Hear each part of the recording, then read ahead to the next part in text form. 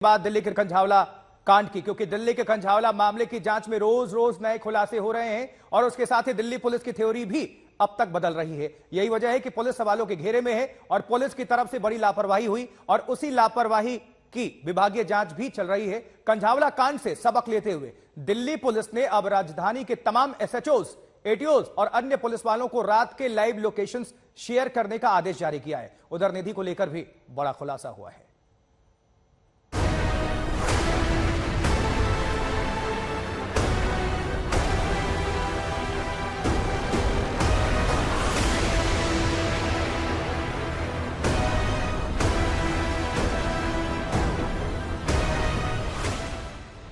अंजलि को रौंदने वाले 4 आरोपी कार दौड़ाते रहे। वो कार में फंसी रही, तड़पती रही, चीखती रही, आखिरकार दम तोड़ दिया। लेकिन 12 किलोमीटर के रूट पर किसी पुलिस वाले की नजर उस कार पर नहीं पड़ी। सवाल ये है कि क्या इतने लंबे रूट पर कोई पुलिस वाला तैनात नहीं था? ऐसे सवाल उठे तो वो सीसीटीवी तस्वीर भी सामने आई जिसमें आरोपियों की कार दिखी, फिर पुलिस वालों की पीसीआर भी दिखी। ये सीसीटीवी तस्वीर देखिए। अंजलि जिस वक्त कार में फंसी थी और आरोपी जिस रूट से जा रहे थे, उसी रूट पर दिल्ली पुलिस की पीसीआर वैन भी दिखी। कार और पुलिस की पीसीआर के गुजरने में चंद मिनट का फासला था। और तो और लाश को देखकर एक शख्स ने कई कॉल पुलिस को किए थे। ये दावा है। इन्हीं दावों के बाद पुलिस की बड़ी लापरवाही पर जांच बिठाई गई। अभी इंक्वायरी चल रही है, अभी फाइनलाइज नहीं हुई है। हाँ। तो अभी जब तक सारी चीजें एनालाइज ना कर ले तब तक मैं कुछ भी नहीं। मैम, पुलिस वालों की भी लापरवाही की बात जो सामने आ रही है उसको लेकर सारे एस्पेक्ट्स को एग्जामिन किया जा रहा है। इंक्वायरी जब खत्म होगी तो रिपोर्ट सबमिट करेंगे। कंझावला केस से सबक लेते हुए दिल्ली पुलिस ने अब नया फरमान जारी किया है।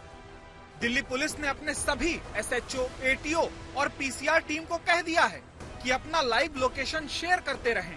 रात 12 बजे से सुबह 4 बजे तक के बदलते लाइव लोकेशन शेयर करने होंगे। साथ ही आदेश दिया गया है कि डीसीपी के आदेश के बगैर कोई पुलिसकर्मी थाना नहीं छोड़ेगा।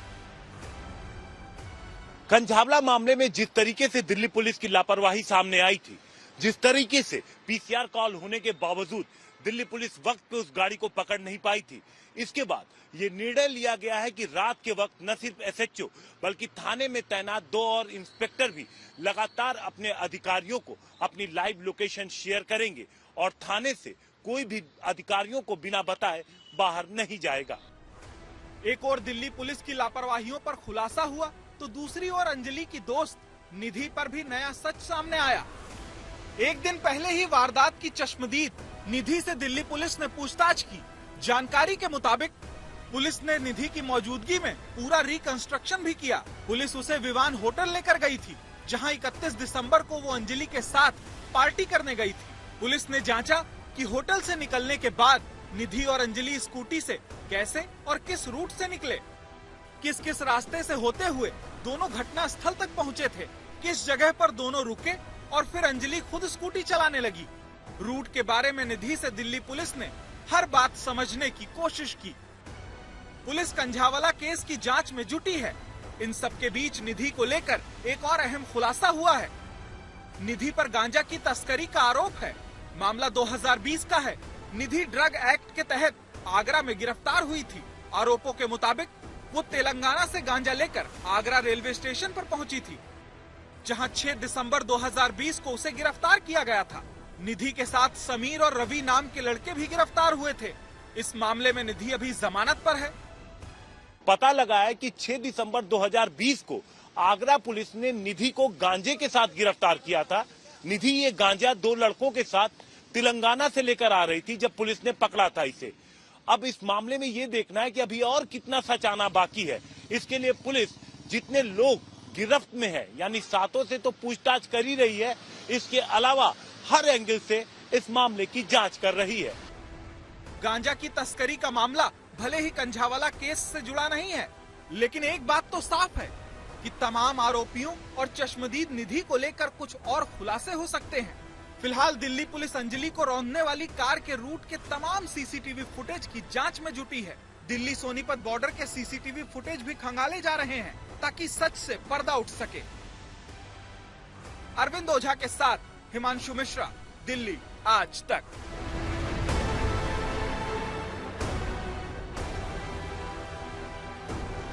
अब घर वाले भी मांग कर रहे हैं कि पुलिस कॉल डिटेल निकाले और सारा सच सामने लाए।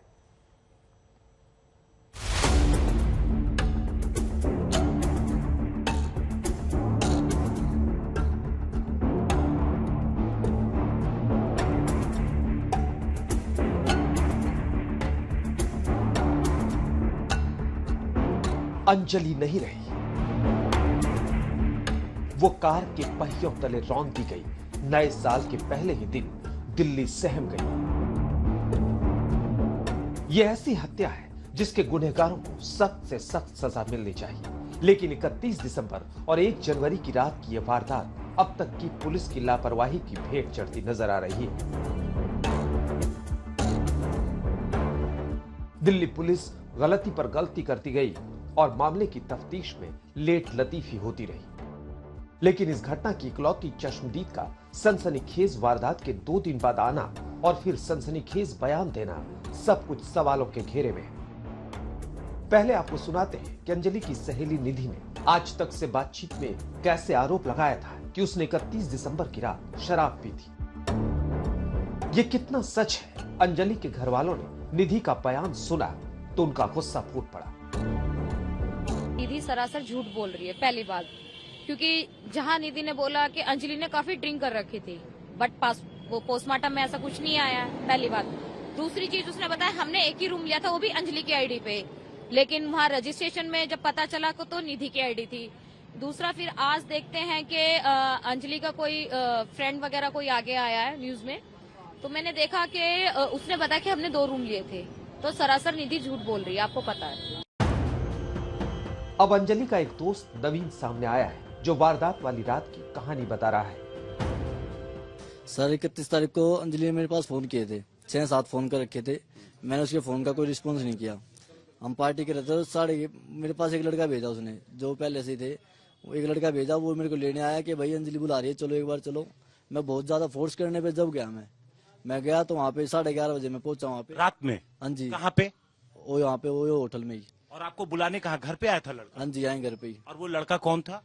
वो सर साथ का ही हमारे यहीं का था वो भी। अच्छा, वो भी अंजलि को? हाँ जी, हाँ जी। अंजलि के दोस्त नवीन ने आज तक से खास बातचीत की, जिसमें वो कई दावे कर रहा है। दावा अंजलि को लेकर है, दावा निधि पर है, और उसका दावा 31 दिसंबर की रात होटल में हुई पार्टी को लेकर भी। तो जब आप गए तो आपने क्या देखा? सर हमने ये बैठे हुए थे, ठीक है, ये एंजॉय कर रहे थे सर। थोड़ी देर में इनकी निधि की और इसकी लड़ाई होती है सर। क्या शराब पी रही थी? नहीं, कोई भी नहीं। नहीं शराब नहीं पी रही थी सर। कोई भी शराब नहीं पी रहा? बियर पी रहे थे ये। बियर पी रहे थे? कौन? अंजलि भी? हाँ जी, सारे पी रहे थे, सब एंजॉय कर रहे थे सर। सब लोग पी रहे थे, ठीक है। उसके बाद? हाँ जी, फिर इनके आपस में लड़ाई हो जाती है। निधि कहती है मेरे पैसे दे, वो दे अंजलि से? हाँ जी, अंजलि चाबी के इनके आपस में मतलब हाथापाई हो जाती है सर, होटल के अंदर? हाँ जी। फिर हम छुड़वा देते हैं, थोड़ी देर शांत हो जाते हैं, वो बैठ जाती है सर। मैं अंजलि को बैठाया, मैं बैठ जाए क्यों लड़ाई झगड़ा कर रही है, बस सर। फिर वो दोनों थोड़ी देर में नीचे चले जाते हैं, और नीचे लड़ाई हो गई, फिर ये चले जाते हैं दोनों। आप कब निकले वहाँ से? हम सलीन के निकलने के बाद हम निकले। फिर कितने बजे? हम 2-2:30 बजे इसी टाइम निकले। 2-2:30 बजे? मतलब आप और अंजलि और निधि सब लोग साथ निकले? नहीं, साथ नहीं, हमसे पहले ही निकल गई थी। दावों के मुताबिक अंजलि, निधि और नवीन सब विवान होटल में रात करीब 2:30 बजे तक रुके। उसके बाद होटल से पहले अंजलि और निधि निकली, फिर नवीन भी निकला। होटल से निकलने के करीब 40-50 मिनट बाद ही हादसा हो जाता है, और नए खुलासे के मुताबिक कार में सवार 4 आरोपी कार में फंसी अंजलि को 12-13 किलोमीटर घसीटते हैं। लेकिन मामले की चश्मदीद निधि हो या अंजलि का दोस्त नवीन, तमाम दावों पर अंजलि के परिजन सवाल उठा रहे हैं। देखो, मुझे इतना पता है कि नवीन के कहने से या निधि के कहने से कुछ सच बाहर नहीं आएगा। मैं तो ये चाहती हूँ कि अपने पुलिस अधिकारी से कि कॉल डिटेल निकाली जाए, क्योंकि कॉल डिटेल में एग्जिट सब आ जाता है। अब तक मामले में 7 आरोपी गिरफ्तार हो चुके हैं, और पुलिस के सामने असल वारदात के तमाम कड़ियों को जोड़ने की असल चुनौती है। अरविंद ओझा के साथ हिमांशु मिश्रा, दिल्ली आज तक।